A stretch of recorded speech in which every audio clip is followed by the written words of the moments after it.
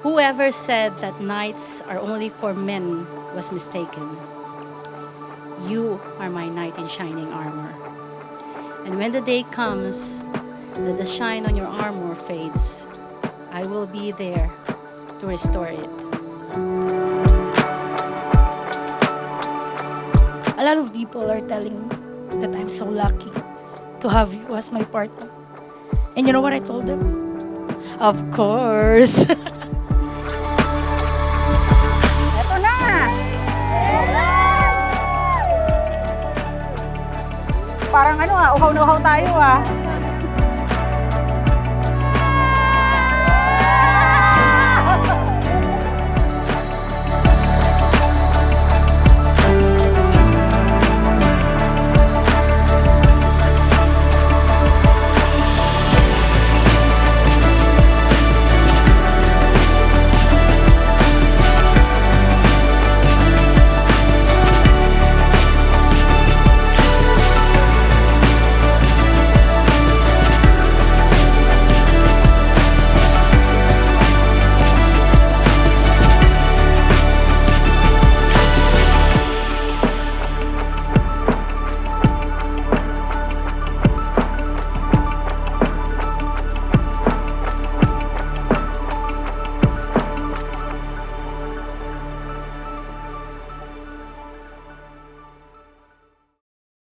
Can I kiss her now? Not yet. Ay, not yet. Okay, I thought it's...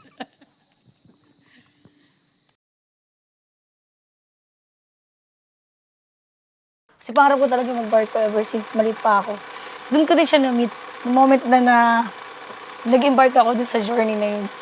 Mahabang story, pero yung pinaka-highlight nun is, after namin mag-crew bark, sayaw. Ayun, siya ang sinayaw ko. Pero walang kahit anong intention. Pasayaw ko lang siya. 9 years na kami ni Love together. I met her 2012. Yung kauna-una ako siya na-meet. The end of the day, it's between me, God, and her. November 1. So, Halloween party siya. Doon nagpo-post ako kay Love. Halloween's party, o di ba? Yung mga kakutsaba niya, mga naka-costume, mga scary costume, ayun. Gusto ko mag-costume. O imagine mo kung naka-costume ako. Tapos, will you marry me? O, ba't di mo ko in-advise? Against talaga siya. Sabi niya, wag. Formal tayo ate. Sabi ko, okay. Ang dami kong pre-practice na, parang gano'n din kahaba yung sabaw. Ang dami ko sasabihin. Pero nasabi ko lang, will you marry me?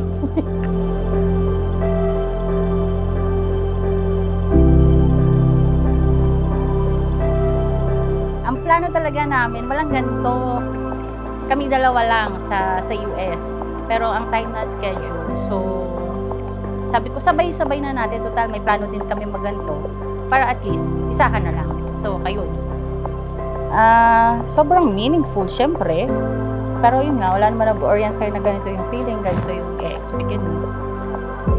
Mahabang journey, pero yeah. Who would have thought na mag-end up ka dito sa kung nasaan ka ngayon, di ba?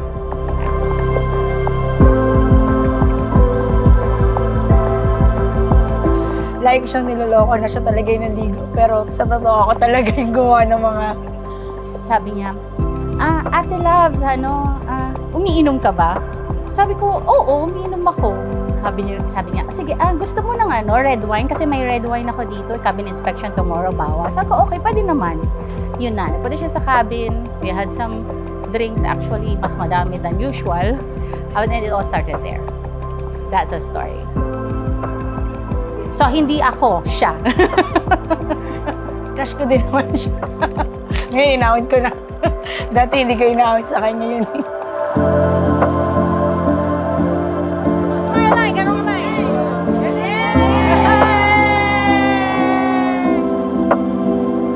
Ano ba dapat kong gawin para ba akong umiyak?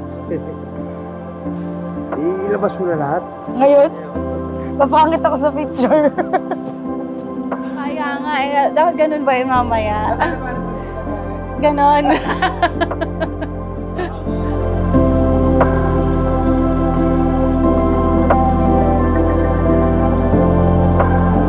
I have that thought in my mind always na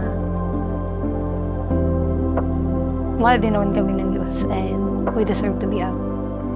And forever is not about gender, it's about love.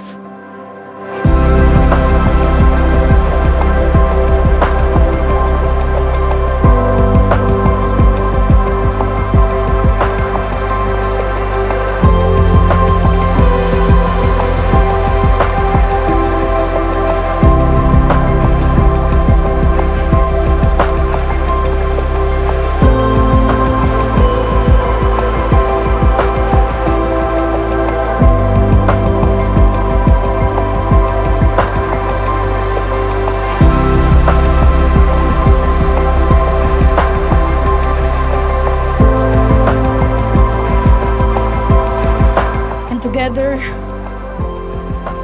we will experience what life will bring, regardless if it's easy or hard.